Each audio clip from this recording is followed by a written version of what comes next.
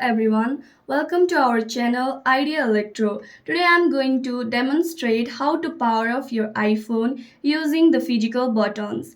This method is especially useful when your iPhone screen is frozen or unresponsive. To do this, follow these simple steps.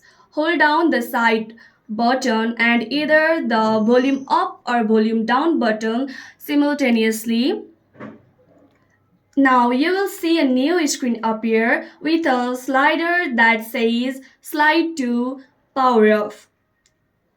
Simply slide this button to the right and your iPhone will turn off. And that's it. Your iPhone is now powered off. You can restart it whenever you need by pressing and holding the side button until the iPhone logo appears. Thank you so much for watching this video. If you found this tutorial helpful, please don't forget to like, comment, share this video. And of course, subscribe to our channel for more technical tips and tutorials. Make sure to visit our website www.ideaelectro.com for more technical related tips and tutorials. See you in the next video. Thank you.